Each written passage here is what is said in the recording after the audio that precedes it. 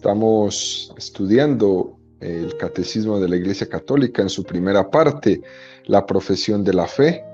En la segunda sesión, la profesión de la fe cristiana. Capítulo tercero, creo en el Espíritu Santo. Artículo 8, creo en el Espíritu Santo. Y en este artículo, en el primer apartado, el Catecismo va a dedicar dos números, el número 689 y 690, a la explicación del tema la misión conjunta del Hijo y del Espíritu Santo. Número 689 del Catecismo dice: aquel al que el Padre ha enviado a nuestros corazones el Espíritu de su Hijo es realmente Dios, consustancial con el Padre y el Hijo, e inseparable de ellos, tanto en la vida íntima de la Trinidad como en su don de amor para el mundo. Pero al adorar a la Santísima Trinidad vivificante, consustancial e indivisible, la fe de la Iglesia profesa también la distinción de las personas divinas. Cuando el Padre envía su Verbo, envía también su aliento. Misión conjunta en la que el Hijo y el Espíritu Santo son distintos pero inseparables. Sin ninguna duda, Cristo es quien se manifiesta, imagen visible de Dios invisible, pero es el Espíritu Santo quien lo revela. Una de las características, queridos amigos, que tiene este catecismo es precisamente el presentarnos el misterio de Dios desde una visión personal. Es cierto que se puede hablar de Dios de una manera más impersonal, como si habláramos de una esencia divina sin acordarnos de que Dios se relaciona con nosotros. Y se relaciona con nosotros como Padre, como Hijo, como Espíritu Santo. No es la esencia, no es la naturaleza, no es la unidad la que entra en contacto con nosotros, sino que es el Padre, el Hijo y el Espíritu Santo. Partimos del Padre como principio sin principio. Él es el principio de un amor efusivo que se desborda a sí mismo y que libera al Hijo y al Espíritu Santo. El amor no se puede concebir si no es dado de un modo personal e interpersonal. La característica de este catecismo es que se basa siempre en el texto bíblico. Es una referencia continua a la Sagrada Escritura y a los padres de la Iglesia, a la tradición. Es hablar de Dios en esos conceptos personales. A veces cuando se habla de Dios sin concretar, pues se está refiriendo a Dios Padre. El título de estos dos puntos que estamos comentando, número 689 y número 690, es la misión conjunta del Hijo y del Espíritu Santo. Para entender esto de la misión, ¿no? Para entender algunas explicaciones que da el Catecismo sobre la Santísima Trinidad, es conveniente que podamos distinguir tres cosas, ¿no? Las misiones, las procesiones y la unidad. Estas tres cosas son las que vamos a intentar a la luz del Catecismo explicar. Las misiones divinas, las procesiones divinas y la unidad en la divinidad. Muy importante recalcar que cuando hablamos de misiones no estamos hablando de ser un misionero o menos de una parroquia, de una comunidad que es una misión que luego será parroquia, no. Estamos hablando de las misiones divinas. Cuando hablamos de las procesiones, no estamos hablando de las procesiones que se tienen como en Semana Santa, no. Es lo que sucede dentro de la Trinidad. A eso se le llaman procesiones, ¿no? Vamos a intentar entonces entrar en esto. Por misiones se entienden dos cosas: el envío del Hijo y del Espíritu Santo a nosotros. Esas son las misiones divinas. El envío del Hijo y del Espíritu Santo a nosotros. Por ejemplo, en la encarnación, ¿no?, es la misión que el Padre envió al Hijo. En Pentecostés es la misión que el Padre y el Hijo envían al Espíritu Santo. Por tanto, por misión divina se entiende el envío de las personas divinas a nosotros, ¿no?, dentro de lo que es la economía de la salvación que hemos hablado ya en unos programas anteriores.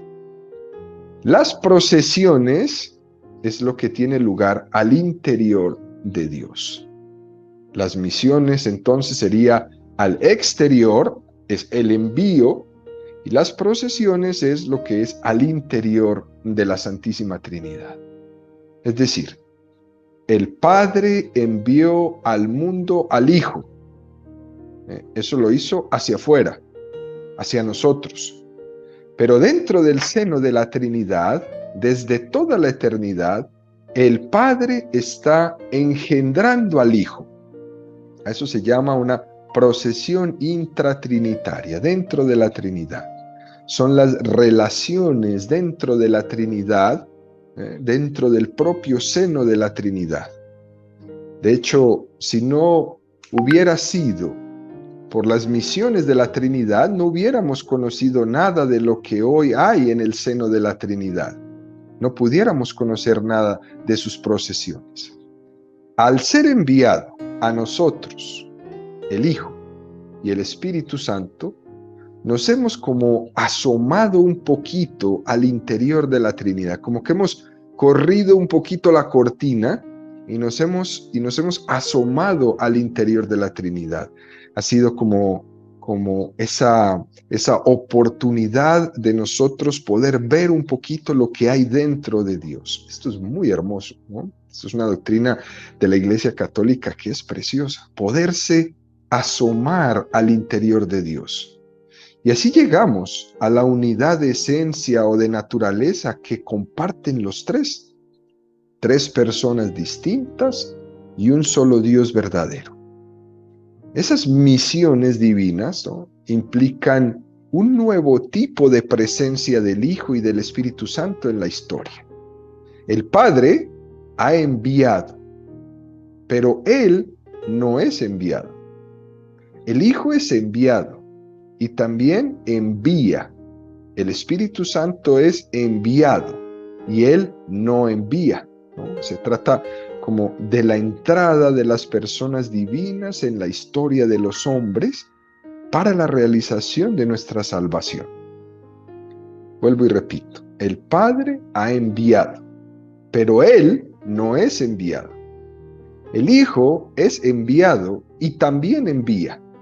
El Espíritu Santo es enviado y Él no envía. De tal forma que con la venida del Hijo y del Espíritu Santo nos dan a conocer que proceden de Dios también en cuanto a su ser mismo. Si el Hijo es enviado, es porque en el seno de la Santísima Trinidad es Hijo del Padre. El Espíritu Santo se nos da como amor y como don porque en el seno de la Santísima Trinidad es el amor y el don que hay entre el Padre y el Hijo. Hay una completa unidad, ¿no? En Dios mismo existe esta unidad que se nos ha puesto de manifiesto en las misiones divinas. Por eso, cuando dije, podemos correr un poquito la ventana para asomarnos, ¿qué es lo que vamos a encontrar? Vamos a encontrar esta perfecta unidad que existe entre el Padre, el Hijo y el Espíritu Santo. Cuando los católicos celebramos el 25 de marzo, ¿no?, la fiesta de la encarnación del Hijo de Dios, podemos decir que este día es el día, pues, de la misión del Hijo, ¿no? Así como el día de Pentecostés, cuando celebramos Pentecostés, ahora que estamos ya a punto de llegar a ese momento, celebramos el envío del Verbo, la encarnación y el envío del Espíritu Santo en Pentecostés. Por tanto, en estas dos celebraciones litúrgicas, nosotros celebramos las misiones divinas, el envío del Hijo y el envío del Espíritu Santo. Estamos celebrando estas dos cosas, ¿no? Por una parte, estamos celebrando lo grande que ha sido Dios al entregarnos al Hijo, ¿no? Lo grande que ha sido Dios al entregarnos al Espíritu Santo. Lo grande que ha sido Dios al hacer esto con nosotros. Y por otra parte, estamos celebrando un poder asomarnos a lo que hay dentro de Dios, porque Dios nos ha amado según el estilo en que Dios mismo es o tiene. Continuamente Dios, dentro de Él, está habiendo un amor entre el Padre y el Hijo. Eso mismo lo proyecta al enviar al Espíritu Santo, que es el fruto del amor entre el Padre y el Hijo. Sigue el Catecismo profundizando en el número 690 y dice: Jesús es Cristo, ¿no? Ungido, porque el Espíritu es su unción y todo lo que sucede a partir de la encarnación mana de esta plenitud. Cuando por fin Cristo es glorificado, pues a su vez, de junto al Padre, enviar al Espíritu a los que creen en Él. Él les comunica su gloria. Es decir, el Espíritu Santo que lo glorifica.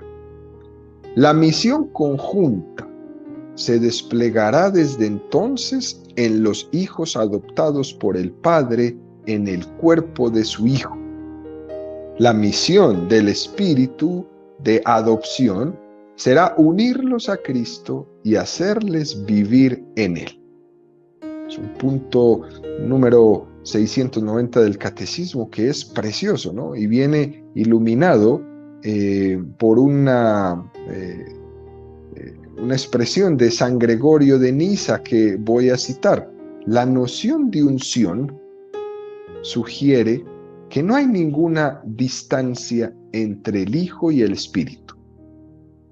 En efecto, de la misma manera que entre la superficie del cuerpo y la unción de aceite, ni la razón ni los sentidos conocen ningún intermediario, así es inmediato el contacto del Hijo con el Espíritu. De tal modo que quien va a tener contacto con el Hijo por la fe, tiene que tener antes contacto necesariamente con el óleo. En efecto, no hay parte alguna que esté desnuda del Espíritu Santo. Por eso es por lo que la confesión del señorío del Hijo se hace en el Espíritu Santo, por aquellos que le aceptan, viniendo el Espíritu desde todas partes delante de los que se acercan por la fe. Esto es pues lo que dice San Gregorio de Niza. Esto puede parecer demasiado denso, queridos amigos, pero vamos a intentar desmenuzarlo, ¿no? Se utiliza aquí en el número 690 la palabra unción. Se utiliza la unción para hablar de la unión tan grande que hay entre Jesús y el Espíritu Santo. Ungir es frotar con aceite en la piel, ¿no? Y la imagen del aceite es como la piel la absorbe. Es la imagen que usa San Gregorio de Niza para decir que Jesús está como empapado del Espíritu Santo. Eso es lo que significa ser ungido. En el bautismo de Jesús en el río Jordán se manifiesta especialmente esto, ¿no? En ese momento donde tiene lugar la unción. Es más, la palabra Cristo significa ungido, el ungido por el Espíritu Santo. Existía en el Antiguo Testamento una serie de profecías que hablaban del Mesías como el ungido, ¿no? La misión del Hijo tiene lugar en la encarnación y la misión del Espíritu Santo comienza en la unción del bautismo de Jesús en el río Jordán. Es verdad que el Espíritu vendrá plenamente en Pentecostés, pero su misión la comienza en ese momento de la unción del bautismo de Jesús en el río Jordán. Es verdad que Jesús, en su humanidad, Señor, Cristo y Mesías, desde el momento de la encarnación, pero muy especialmente en el bautismo, es ungido por el Espíritu Santo de cara a la realización de su misión de Mesías. De hecho, Jesús comienza su vida pública después de haber sido ungido en el río Jordán. Incluso, queridos amigos, podemos llegar a pensar que en ese momento el Padre pudo darle a Jesús, mediante el Espíritu Santo, ciertos dones especiales a su humanidad, que él podía necesitar como hombre para llevar adelante esa misión mesiánica. Por ejemplo, el conocimiento interno de los corazones. Fíjense cómo dice el Evangelio que después del bautismo Jesús fue llevado por el Espíritu al desierto. Esto quiere decir que ese Espíritu Santo es el motor de Cristo. Eso sería para nosotros todo un deseo, eso sería para nosotros un ideal, que nosotros tuviéramos en nuestra vida como motor el Espíritu Santo, no nuestras pasiones, ni nuestros impulsos, sino que el motor de nuestra vida fuera el Espíritu Santo. Sería un ideal tremendo. De hecho, San Pablo lo dice, los verdaderos hijos de Dios son movidos por el Espíritu Santo. Eso requiere todo un ejercicio de docilidad, de bajar nuestras manos, de guardar nuestras pistolas, de envainar nuestras espadas, de quitarnos los guantes. ¿Para qué? Para que el Espíritu Santo sea quien nos mueve. Nosotros no le ponemos ningún obstáculo. Hay una pequeña frase de una santa, ¿no? La Madre Maravilla de Jesús. Ella decía, si tú le dejas, verás qué bien lo hará. Si tú le dejas al Espíritu Santo obrar en tu vida, verás qué bien lo hará. Este es el término de unción, ¿no? Que es todo un modelo para nosotros. Déjalo que Él lo haga. Si tú le dejas, verás qué bien lo hará. Aunque sea de una manera escueta, queridos amigos, vamos a hacer pues un pequeño resumen de cuál es la doctrina católica de la procesión del Hijo y de la procesión del Espíritu Santo. El Padre es el origen, la fuente de la Trinidad. En la medida en que no recibe la divinidad de nadie, es el principio sin principio. En cuanto que Él entrega su naturaleza al Hijo y juntamente con el Hijo al Espíritu Santo. El Padre da la generación, ¿no? Fijémonos cómo en el credo los católicos decimos que Jesucristo fue engendrado, no creado. La generación en Dios no implica el paso del no ser al ser, ¿no? Externamente existe el Hijo y eternamente existe siendo generado por el Padre. Eternamente existe el Hijo y eternamente sigue siendo generado por el Padre. Aquí se podría hacer una pregunta muy interesante. Por ejemplo, ¿quién es antes, el Padre o el Hijo? Y en las catequesis normalmente las personas suelen responder el Padre, ¿no? Pero no es así, no es así. El Padre y el Hijo son al mismo tiempo. El Padre no es Padre antes de que exista el Hijo. El Hijo es Hijo porque recibe toda la naturaleza del Padre. El Hijo recibe toda la naturaleza divina recibiéndola del Padre. De aquí, queridos amigos, podemos como extraer cosas muy interesantes, muy importantes en nuestra fe. Que el Hijo es el amado, en el que el Padre tiene todas sus complacencias. Es engendrado en cuanto amado por el Padre. es engendrado en el amor desde siempre. Lo propio del Hijo en cuanto tal es ser amado por el Padre, con un amor único y eterno, que coincide con la naturaleza que el Padre le da. Son dos sujetos diferentes, pero que poseen una misma y única naturaleza. El Padre la tiene dándola. El Hijo la posee recibiéndola. En Jesucristo nosotros tenemos todo lo que es el Padre. Vuelvo y repito esto. El Padre la tiene dándola. El Hijo la posee recibiéndola. Y en Jesucristo tenemos todo lo que es el Padre. Esto es muy importante para nuestra espiritualidad católica entenderla. En Jesucristo habita la plenitud de Dios, la plenitud de la divinidad. De hecho, el catecismo nos va a iluminar esta expresión con un texto de San Juan de la Cruz, al cual voy a citar textualmente.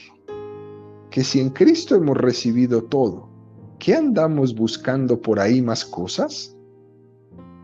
Porque el Padre, porque Dios, en darnos como nos dio a su Hijo, que es una palabra suya, porque no tiene otra. Todo nos lo habló, junto y de una vez, en esta sola palabra, y no tiene más que hablar. Por lo cual, el que ahora quisiera preguntar a Dios o querer alguna visión o revelación, no solo haría una necedad, sino que haría un agravio a Dios, no poniendo los ojos totalmente en Cristo, sin querer otra cosa alguna o novedad. Porque le podría responder Dios de esta manera diciendo: si te tengo ya habladas todas las cosas, en mi palabra que es mi Hijo, y no tengo otra, ¿qué te puedo yo ahora responder o revelar que sea más que eso? Pon los ojos solo en Él, porque en Él te he dicho todo, y hallarás en Él más de lo que pides y deseas. Este texto de San Juan de la Cruz, que es una teología profunda, pero además precioso, es esta concepción de la Santísima Trinidad. El Padre se da plenamente en el Hijo. En el Hijo tenemos la plenitud. En Jesús lo tenemos todo. A veces el hombre anda por ahí curioseando, como metiéndose en ese esoterismo, en cosas raras, ¿no? Como esas tendencias visionarias y todo esto que le revelen. Y esto no es cristiano, esto no es católico. No hay nada más que ver, como dice San Juan de la Cruz, todo está en Cristo. Si alguien quiere preguntarle a Dios, Dios le va a responder lo mismo. Ahí está mi Hijo, ahí te dije todo, ahí te entregué todo. Conócelo a Él y hallarás más de lo que pides y deseas. Incluso la Iglesia, cuando aprueba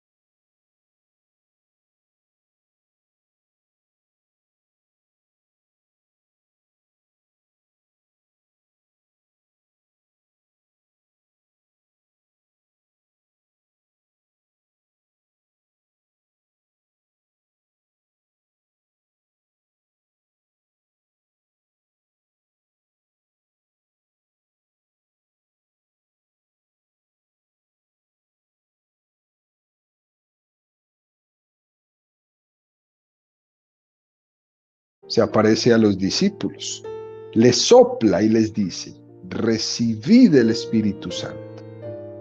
Es la humanidad